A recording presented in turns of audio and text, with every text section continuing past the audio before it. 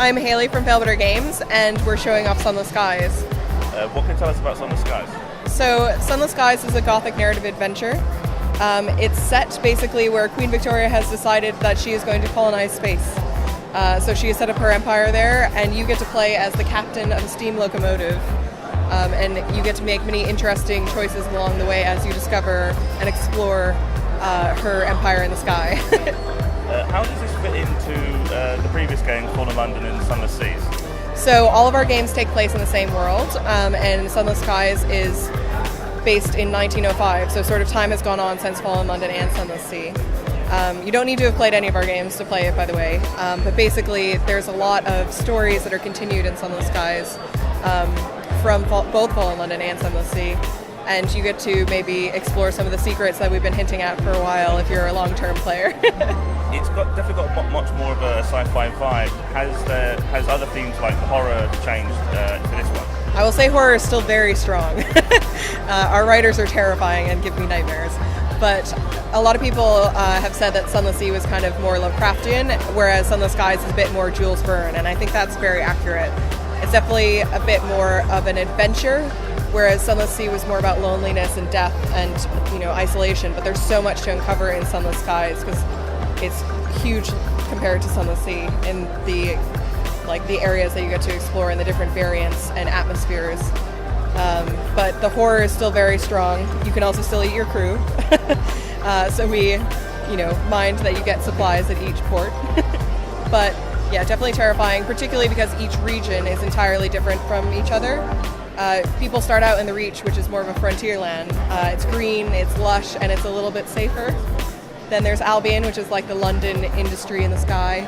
And then we have Eleutheria, which is spooky and dark and full of creepy crawlies.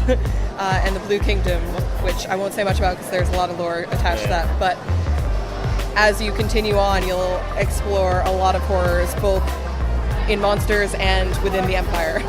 Has the scope of the game changed, considering there's now 4 regions compared to the sea of Sunless Seas? And has the size of the game changed? I would say the size has definitely changed. And I should also say, like in Sunless Sea, you always kind of went from left to right because you're always going from the port of London out, into the sea. But that was one of the things we wanted to tweak slightly for Sunless Skies to make sure that, if you were dying a lot, you still got a lot of variation. So in Sunless Skies, it's kind of circular regions that are all centered around Albion. So you always kind of have to go through different areas depending on where you last died because it will save to a sort of capital port or hub port. And size-wise, it's definitely much bigger than Sunless Sea. I don't know the exact measurements, but I would say at least double, if not more. Yeah. Has the gameplay itself changed or been tweaked to Sunless Seas? I would say it's tweaked more than fully changed. As a bit of a sequel, we wanted to make sure that we really improved on some of the feedback we got from Sunless Sea. So, for example, I just mentioned that you could die a lot. One of the feedback bits we got is that Sunless Sea was a bit too harsh in that respect. So it's still easy to die in Sunless Skies, but we've set up a legacy system.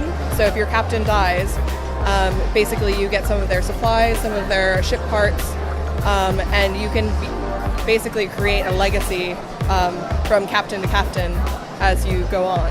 So if you wanted to create a whole family of captains, you could do so. Are there different layers of difficulty for this game, considering the legacy system? Yes, well there's 2 options in the legacy system right now. So you could choose one that's quite harsh, where basically if you die, you just start over, you could have a new captain. But there's also another option that's a bit easier, where you can restart from your last save point. So it's not quite as hard. So it depends on how you want to play. And then also towards the end of development, once we've had all the mechanics and everything in, we're going to explore the possibility of different difficulty levels, but I can't say for sure what will be in the end game at the moment. Is there a specific end game plot? Because Sunless Seas was very much more about the exploration. Does Sunless Skies continue that on? I would say it's still very much about the exploration, but in both games we have these ambitions that you can choose at the beginning to give you sort of an end state goal that you want to strive towards. So we'll have that in Sunless Skies as well, and you can choose from different ones. For example, right now we have wealth in there.